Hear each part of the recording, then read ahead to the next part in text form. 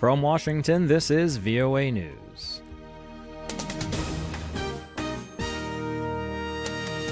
I'm Steve Karras reporting. Lawyers for U.S. Army Sergeant Bowe Bergdahl, who pled guilty to endangering his comrades by walking off his post in Afghanistan in 2009, are awaiting a judge's ruling on their motion to dismiss charges, this based on comments made by President Donald Trump. As candidate for President, Trump called Bergdahl a traitor who deserved to be executed. Bergdahl's lawyers maintain that Trump's comments constitute an unlawful command influence that prevents Bergdahl from getting a fair sentence. He faces life in prison. The judge is expected to rule on the motion Wednesday morning. On Tuesday, U.S. Secretary of State Rex Tillerson visited Pakistan for the first time to urge the country's leaders to step up counter-militancy and counter-terrorism efforts. Tillerson met with the Prime Minister, the country's military chief, and other top officials.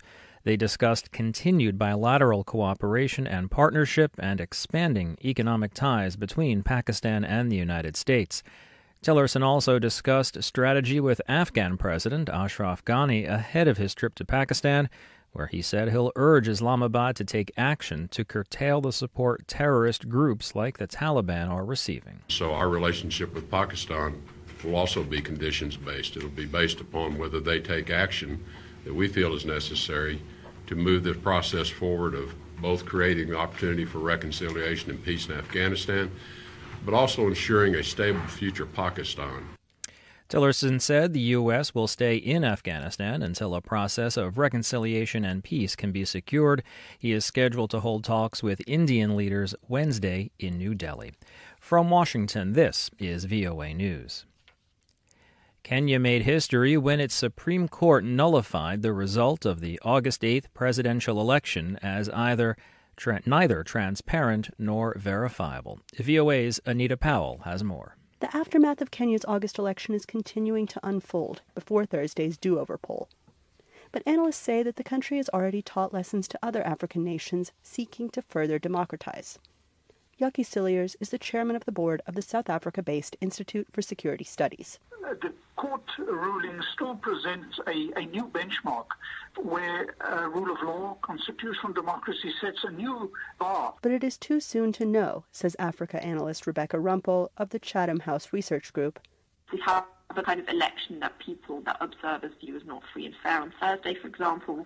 I think that kind of compounds a narrative of a kind of authoritarian trend in East Africa. This is Kenya's second presidential election since the adoption of a new constitution. Anita Powell, VOA News, Johannesburg. In American politics, the widening rift within President Trump's own ruling Republican Party has gotten even wider Tuesday as two prominent senators openly and strongly criticized the president.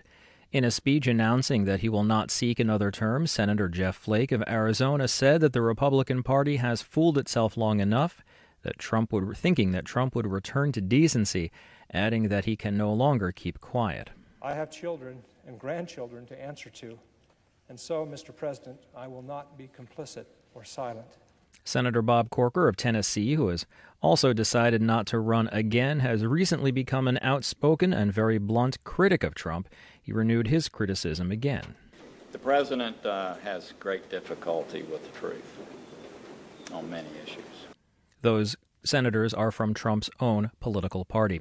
Trump on Tuesday renewed his social media attack on Corker, calling him incompetent, saying he could not get elected as dog catcher. White House Press Secretary Sarah Huckabee Sanders says that Flake's decision not to run again was probably a good move, and she accused Corker of grandstanding on TV.